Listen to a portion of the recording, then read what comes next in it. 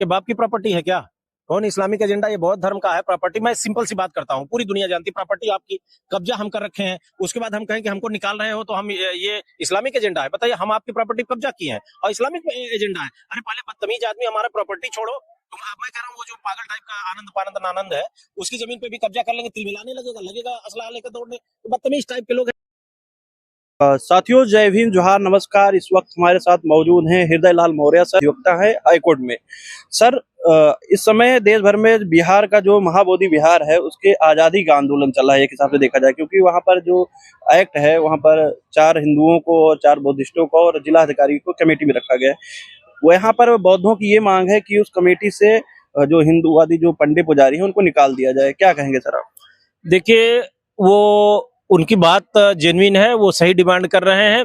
अगर आज नहीं तो उनको कल छोड़ना पड़ेगा। देखिए, जिस एक्ट की बात कर रहे हैं वो एक्ट तो 49 में बना था। आपको याद होगा जब संविधान लागू हुआ तो उससे संविधान के लागू होते ही ये कह दिया गया अब तक के जितने कानून हैं और जितने भी एक्ट हैं सब नल एंड वॉइड है। तो वो कानून अब कानून ही नहीं है, क्योंकि जब भी संविधान लागू हुआ सारे पुराने कानून समाप्त हो गए, सारी उपाधियां समाप्त हो गई हैं। तो जबरदस्ती है ये, चूंकि सरकार हमें लग रहा है विचार कर रही हो, क्योंकि अभी सदन में मामला उठा, इंटरनेशनल लेवल पे भी डिमांड बढ़ी, महाराष्ट्र और तमाम जगह बड़े आंदोलन हो रहे हैं।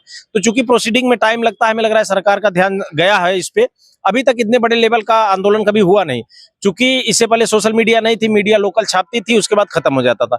सोशल मीडिया का प्रभाव यह है कि इस समय पूरा अंतर्राष्ट्रीय स्तर पर ये डिमांड है और हमें लग रहा है कि ये डिमांड बौद्धिस्टों की पूरी हो जाएगी और होना भी चाहिए, क्योंकि प्रॉपर्टी हमारी है तो कब्जा हमारा होना चाहिए। सर, आपने बड़ा इसका विरोध जता रहे हैं, सोशल मीडिया खासकर पे आप सोशल मीडिया बड़े तेजी से एक्टिव रहते हैं, आप बड़ा विरोध जता रहे हैं। अभी देखने को मिला है वहाँ पर सर जिस तरह पूजा अर्चना का काम चल रहा है वहाँ पर पिंडदान करवाए जा रहे हैं, क्योंकि बुद्धिस्टों में तो ऐसा कुछ है नहीं, लेकिन बुद्धिस्ट प्लेस पर ये सब कराना कितना कितना जायज है? सरकार उस पर क्यों कार्रवाई नहीं कर रही है? देखिए, ये सरकार की अकड़मरता है और मेरा मानना है कि ऐसे तत्काल उस पर बैन कर दिया जाना चाहिए। और इस तरीके की चीजें, देखिए, जब अल्पसंख्यक समाज पे बहुसंख्यक समाज अन्याय करता है ना, तो इसका बहुत प्रतिकूल प्रभाव पड़ता है। ये न्याय की भाषा नहीं है। और एक वर्ग में, एक विचारधारा में, एक जाति में या वर्ण व्यवस्था में एक वर्ण की हमेशा से विचारधारा रही अन्याय करने वाली, तो वो अपने विचारधारा के अनुसार अन्याय हजारों साल से करते आ रहे हैं और अब भी कर रहे हैं, इसमें कोई नई बात नहीं है। जी, अभी एक स्वामी हैं, उन्होंने कहा कि जो इस्लामिक एजेंडा चला रहे हैं लोग, जो बौद्ध विहार का मांग कर रहे हैं, वहां पर वो निकाल नहीं सकते। क्या कहेंगे आप? उनके बाप की प्रॉपर्टी है क्या? कौन इस्लामिक एजेंडा? ये बौद्ध धर्म का है प्रॉपर्टी। मैं सिंपल सी बात करता हूँ, पूरी दुनिया जानती है प्रॉपर्टी आपकी, कब्जा हम कर रखे हैं। उसके बाद हम कहें कि हमको निकाल रहे हो तो हम ये इस्लामिक एजेंडा है? बताइए, हम आपकी प्रॉपर्टी कब्जा किए हैं और इस्लामिक एजेंडा है? अरे पहले बदतमीज आदमी हमारा प्रॉपर्टी छोड़ो, तुम अब मैं कह रहा हूँ वो जो पागल टाइप का आनंद पानंद नानंद है, उसकी जमीन पे भी कब्जा कर लेंगे, तिलमिलाने लगेगा असला लेकर दौड़ने। तो बदतमीज टाइप के लोग हैं, ऐसे मूर्खों पे ध्यान देने की जरूरत नहीं है। 2 कौड़ी के लोग हैं, आज नहीं तो कल हारेंगे तो शर्मिंदा होंगे। लेकिन ये बेशर्म टाइप के लोग हैं ना, ये किस्ता फ्लेक्सिबल होते हैं, आप देखें इतिहास में भी है। तो इसमें कह रहे हैं हमारा इतिहास भूलिए मत, हम पुष्पमित्र सिंह के वंशज हैं। नहीं, पुष्पमित्र सिंह तो राजद्रोही था। ये राजद्रोही, देशद्रोही है क्या? अपने ही राजा की हत्या करने वाला किसी का आदर्श कैसे हो सकता? अगर इस टाइप के लोग हैं, देखिए, राजद्रोह हमेशा ये लोग करते रहे, अपने राजाओं की मुखबिरी करके उनकी हत्या करवा लेना इस विचारधारा के लोगों का काम रहा है, तो वो वही रखता है, वही कर रहा है, कोई नई बात नहीं है।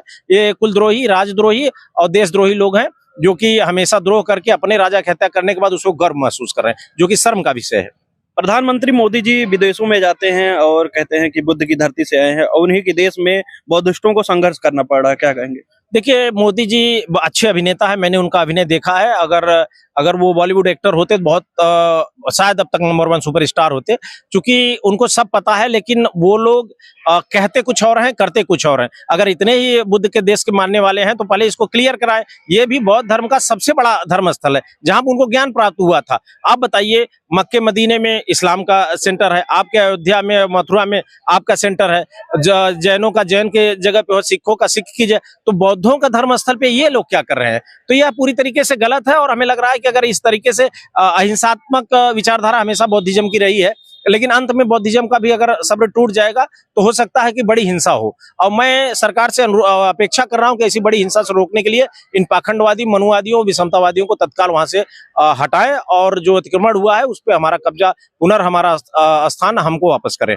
बिहार में देखने को मिल रहा है कि ये नीतीश जी की सरकार है। अभी तक जो विधानसभा में भी उनकी बातें, बिहार बोध गया का मामला उठ चुका है, वहाँ के विधायक जी हैं, लोकल हैं, उन्होंने उठाया भी ये मामला, लेकिन अभी नीतीश जी को समझ में नहीं आ रहा है, वो इस पर कोई कार्रवाई नहीं कर रहे हैं। क्यों? हमें लग रहा है करना चाहिए, या तो चूंकि कोई संविधान संशोधन या बड़ी कार्रवाई के लिए लंबा मंत्रणा होती है। हमें ऐसा व्यक्तिगत लग रहा है नीतीश जी इस पे विचार कर रहे होंगे। अगर नहीं कर रहे हैं तो दुर्भाग्यपूर्ण है। और नीतीश जी अभी बात करते हैं बुद्धिज्म की, बिहार की पहचान बुद्ध से है, और अगर वो बुद्ध की पहचान नहीं बचा पा रहे हैं तो ये नीतीश कुमार का फेल्योर है, और इसके लिए इतिहास उनको माफ नहीं करेगा। क्या संदेश देंगे तमाम SC ST OBC और बहुजनों को? तमाम बहुजनों के लिए से यही अनुरोध है कि पाखंडवाद त्यागें और अपने मूल धर्म की ओर अग्रसर हों और मूल धर्म में वापस आएं और इस आंदोलन में सहयोग करें। बहुत बहुत धन्यवाद। बहुत बहुत धन्यवाद। आपके दर्शकों का हार्दिक अभिवादन।